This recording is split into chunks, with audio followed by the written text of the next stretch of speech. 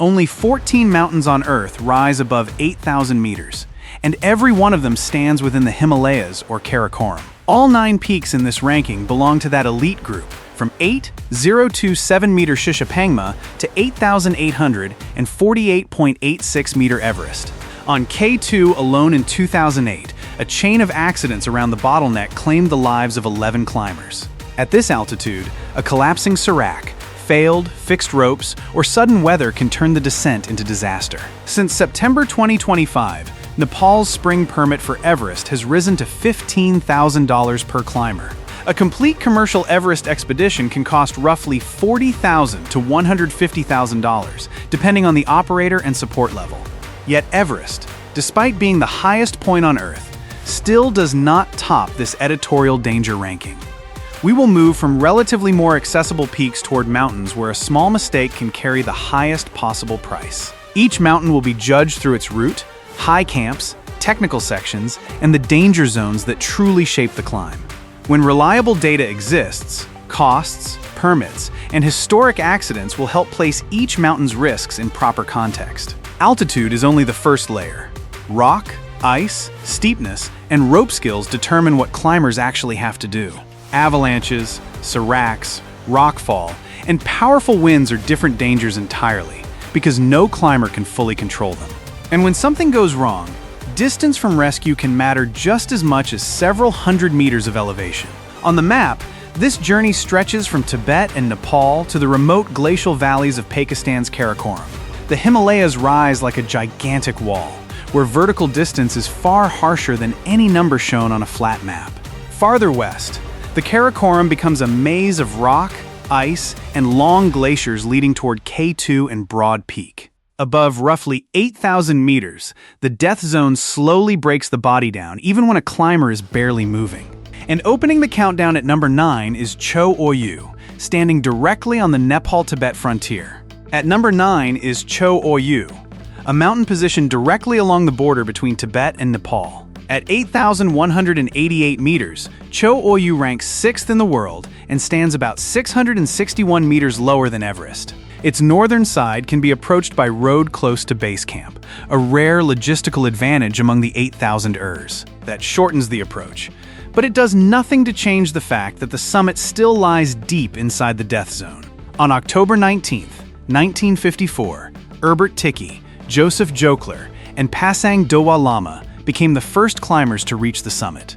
The northwest route climbs from advanced base camp through high camps before following broad snow slopes toward the summit plateau. Most slopes are not exceptionally steep, but ice steps and serac barriers still require fixed ropes, crampons, and jumars. The summit push still takes place above 8,000 meters, where every step slows and exposure time becomes part of the danger. Road access simplifies logistics, but expedition timing still depends on permits and access controlled from the Chinese side.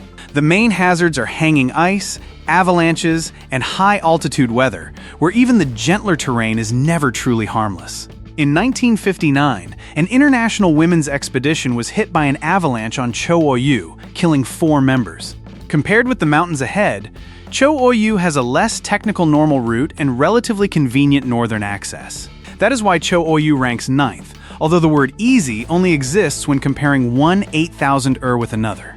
From Cho Oyu, the journey moves west across Tibet toward Shishapangma, the lowest of the 14 8,000-meter peaks. At number 8 is Shishapangma, the only 8,000-meter mountain located entirely within Tibet. At 8,027 meters, Shishapangma ranks 14th worldwide and is the lowest mountain in the classic group of 14 8,000 Ers. The confusing part is that the northern route often reaches the central summit, while the true summit lies farther along the ridge. So touching the subsidiary summit does not complete the mountain, especially when wind and snow turn the final traverse dangerous. On May 2nd, 1964, a Chinese expedition led by Zhu Jing completed the mountain's first ascent. The popular northern route climbs from advanced base camp through 3 high camps before following the northwest face to the summit ridge. Near the central summit, the terrain is fairly moderate, but continuing toward the true summit makes the narrow snow ridge much more serious. The final high camp is often around 7,500 meters, leaving a summit push lasting many hours in extremely thin air. The northern approach also lets vehicles come fairly close to base camp, but the entire expedition still depends on Tibetan access permission. The main threat is avalanche exposure on the northern slopes and summit ridge, especially after fresh snowfall. In 1999, Alex Lowe and David Bridges were swept away by an avalanche on Shishapangma. Their remains were discovered in 2016. Compared with Cho Oyu, Shishapangma adds a crucial problem. Reaching the true summit requires a more complicated final ridge. Because the northern route remains moderate, but the summit finish is harder, Shishapangma takes the number 8 position. From Tibet, the journey shifts southeast toward Everest, where absolute altitude pushes every challenge onto another level. At number 7 is Everest, standing on the Nepal-Tibet border in the heart of the Himalayas. Its official height of 8,848.86 meters makes Everest number 1 in the world, nearly 238 meters higher than K2. During spring 2026, more than 1,000 climbers and guides reached Everest's summit, while 5 deaths were recorded. That scale shows how large the support system has become, not that the Khumbu icefall or the altitude has become safe. On May 29, 1953, Edmund Hillary and Tenzing Norgay became the first climbers confirmed to have reached the summit. The South Col route crosses the Khumbu icefall, Western CWM, Lot's Face, South Col, then follows the southeast ridge to the top. Climbers cross crevasses on ladders in the icefall before spending hours jummering up the hard ice of the Lot's Face. From the South Col at around 7,900 meters, the summit push runs through the night and deep into the death zone. Nepal's spring permit now costs $15,000, while a complete commercial expedition can easily reach 6 figures. The Khumbu icefall is the signature hazard on the Nepal side because its shifting maze of ice is filled with crevasses and unstable seracs. On April 18, 2014, a serac collapse inside the icefall killed 16 Nepali climbing workers. Everest towers far above Shishapangma, but its fixed ropes, Sherpa support, camps, and logistics are also more developed than on any other 8,000er. Because its extreme altitude is balanced by extraordinary support, Everest ranks 7th rather than becoming the most dangerous peak here. Leaving the Himalayas, we travel far west into Pakistan's Karakoram, where Broad Peak rises beside the K2 region. At number 6 is Broad Peak, standing in the Karakoram on the Pakistan-China border, very close to K2. Broad Peak rises to 8,051 meters and ranks 12th worldwide, but its name comes from its long, broad summit ridge. The mountain has several high points along that ridge, so reaching the col does not mean the hardest and longest part is over. That stretches summit day, draining strength while climbers still need enough energy and time for the descent. On June 9, 1957, Marcus Schmuck, Fritz Wintersteller, Kurt Diemberger, and Hermann Buhl completed the first ascent. The West Spur route climbs from base camp through 3 high camps, reaches Broad Col, then follows the summit ridge to the main top. The snow and ice are not continuously as hard as K2, but steeper sections still require fixed ropes before the long ridge begins. The final high camp sits below the summit ridge, leaving climbers with hundreds of vertical meters still to gain before descending. In summer 2026, Pakistan charged a royalty of $2,500 for each foreign climber attempting Broad Peak. Avalanches threaten the upper slopes, while the long ridge can outlast the safe weather window before climbers return to camp. On July 30th, 2026, an avalanche on Broad Peak killed all 10 members of one expedition. Broad Peak is lower and less technical than Everest, but Karakoram isolation can make the consequences of an accident far more severe. Its long summit ridge, avalanche exposure, and limited rescue options place Broad Peak at number 6. From the Karakoram, the route swings southeast toward Nepal and Manaslu, a mountain famous for avalanche exposure. At number 5 is Manaslu, located in Nepal's Mansiri Himal, northwest of Kathmandu. At 8,163 meters, Manaslu is the 8th highest mountain on Earth and rises more than 100 meters above Broad Peak. The northeast face route commonly uses 4 high camps and repeatedly crosses glacier terrain that changes from season to season. Because the glacier never stops moving, fixed lines from one season cannot be treated as a safe map for the next. On May 9, 1956, Toshio Imanishi and Jalzin Norbu reached the summit with the Japanese expedition led by Yuko Maki. The northeast face route climbs from base camp through Camps I to IV before crossing the final snow slopes toward the summit ridge. Between Camps I and I, climbers face crevasses, seracs, and steep ice steps that force them onto fixed ropes and jumars. From Camp IV, climbers usually leave at night to use the morning before wind and snowfall become less predictable. Under Nepal's current fee schedule, Manaslu's autumn royalty is $3,000 per climber during its most popular season. Manaslu's defining danger is avalanche exposure on the northeast face, where camps and climbing sections sit below loaded snow slopes. In September 2012, an avalanche struck Camp AE and killed at least 11 climbers. Broad Peak wears climbers down with a long ridge.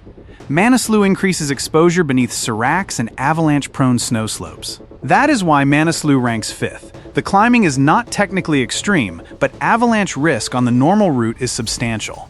Next, the journey returns to the Karakoram for Gasherbrum I, the mountain explorers once called Hidden Peak. At number 4 is Gasherbrum I, or Hidden Peak, standing on the Pakistan-China border in the Karakoram.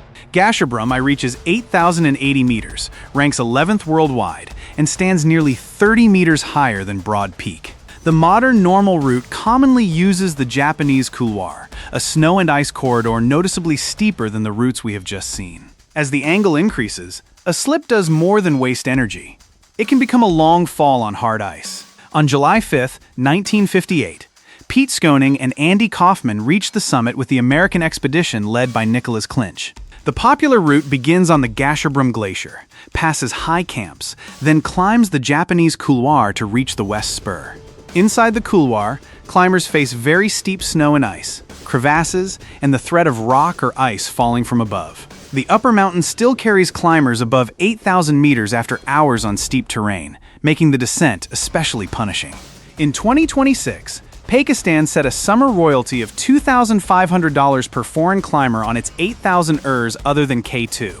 The Japanese couloir concentrates several hazards in one place: steepness, avalanches, rockfall, and a long retreat toward the glacier. In 2013, Polish climber Artur Hazer died after a fall in the Japanese couloir on Gasherbrum I. Manaslu threatens mainly with avalanches. Gasherbrum I adds sustained steep terrain and technical climbing in an even more remote setting.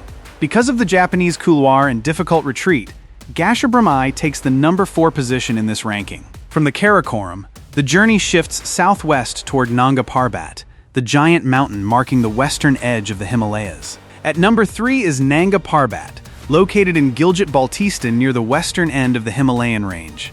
At 8,126 meters, Nanga Parbat ranks 9th worldwide, but its enormous vertical rise above the valleys is even more striking.